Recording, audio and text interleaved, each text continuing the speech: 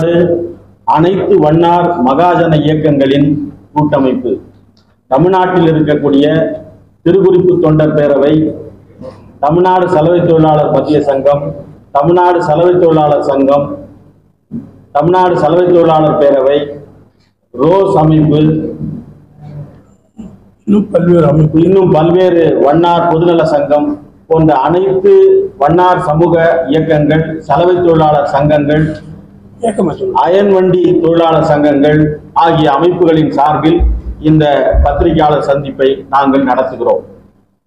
இந்திய நாடாளுமன்றத்தை சந்தித்துக் கொண்டிருக்கக்கூடிய நிலையில் வண்ணார் சமூக மக்கள் இயக்கங்களின் பிரதிநிதிகளான நாங்கள் ஊடகங்கள் வாயிலாக ஆண்ட மற்றும் ஆளுகின்ற தமிழக மற்றும் தேசிய கட்சிகளுக்கு கீழ்கண்ட கோரிக்கைகளை பத்திரிகை மற்றும் காட்சி ஊடகங்கள் வாயிலாக செய்திகளாக முன்வைக்கிறோம். இந்தியாவில் உள்ள மொத்த மாநிலங்களில் 2/3 மாநிலங்களில் வண்ணாரின மக்களை பட்டியல் பிரிவில் சேர்க்கப்பட்டிருக்கக்கூடிய நிலையில் தமிழ்நாட்டில் வண்ணாரின மக்களை மிகவும் பிற்படுத்தப்பட்டோர் பட்டியலில் வைத்திருக்கிறார்கள். தமிழகத்தில் வலுவான சமூகங்களின் மத்தியில் கல்வி, வேலைவாய்ப்பு, பொருளாதாரம், அரசியல் அதிகாரத்தில் உரிய இடப்பங்கீடு கிடைக்காமல் போராட்டமான வாழ்க்கையை வாழ்ந்து கொண்டிருக்கிறோம். வண்ணாரின மக்களுக்கு அவர்களின் வாழ்க்கை நிலையை கருத்தில் கொண்டு அதற்கேற்ற பிரிவில் சேர்த்து இடஒதுக்கீடு வழங்க வேண்டும். இன்றைக்கும் வண்ணார் சமூக மக்கள் ஆதிக்க சமூகத்தினர்களால் பாதிக்கப்பட்டு வருகிறார்கள். இடஒதுக்கீடு என்ற கோரிக்கை ஆதிக்க சமூகத்தினருக்கு மட்டுமே சாதகமாக இருக்கும்.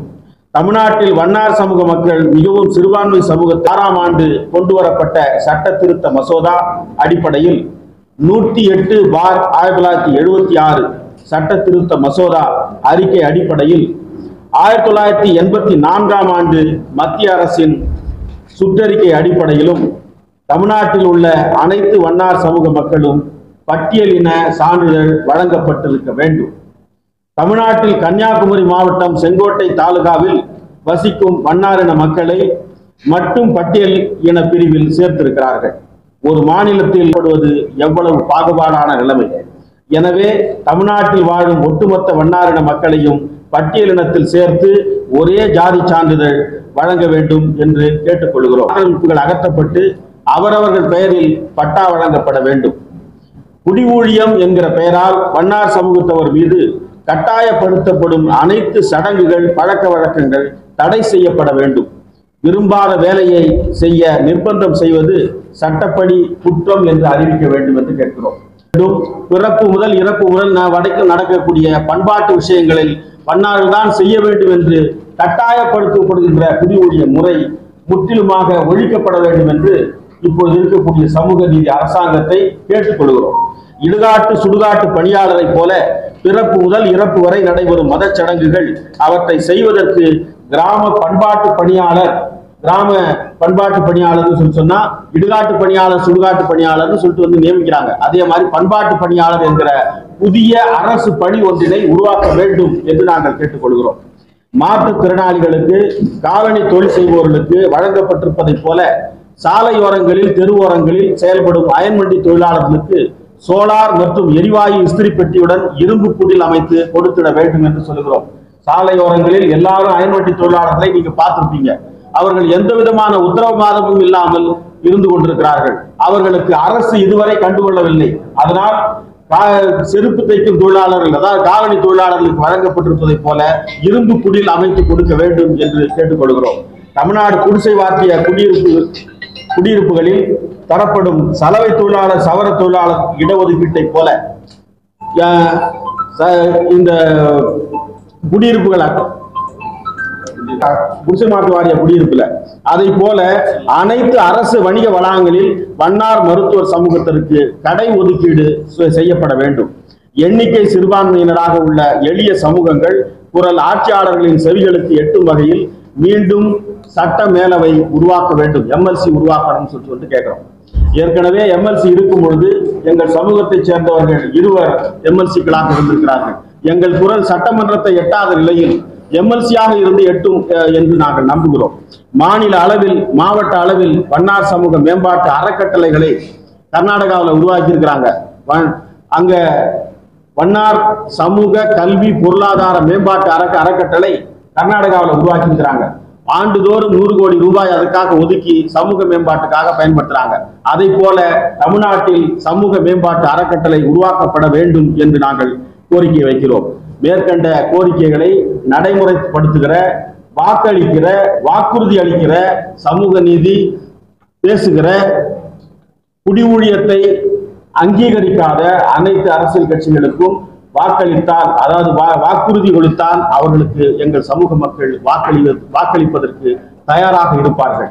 அப்படி சமூக நீதி பேசுகிற, குடி ஊழியத்தை எதிர்க்கிற, பாரம்பரிய தொழில் முறையை எதிர்க்கிற, எங்களை எல்லாம் மனிதர்களாக அங்கீகரிக்கிற அரசியல் கட்சிகள் வாக்குறுதி அளிக்க வேண்டும் என்று நாங்கள் கேட்டுக்கொள்கிறோம்.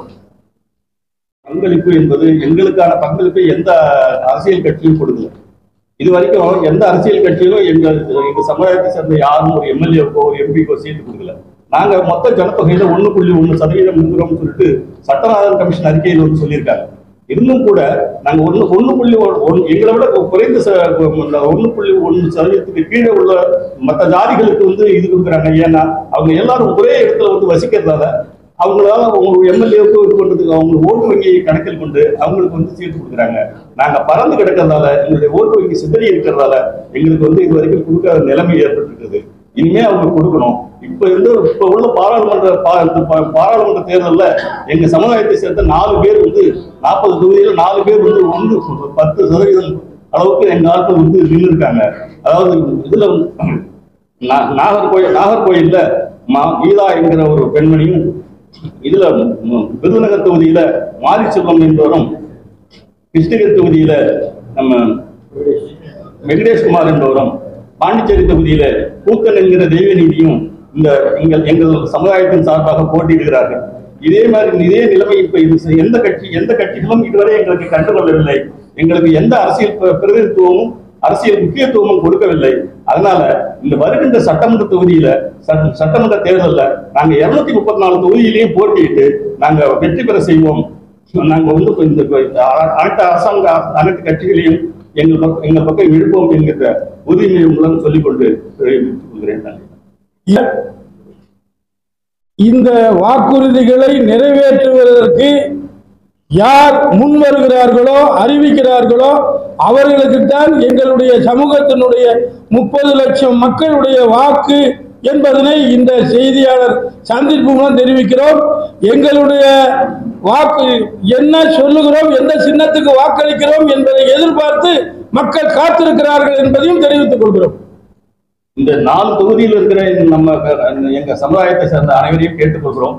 நம்ம சமுதாயத்தை சேர்ந்தவர்களுக்கு நீங்கள் அனைவரும் வாக்களிக்க வேண்டும் என்று உங்கள் அனைவரையும் கேட்டுக்கொள்கிறோம்.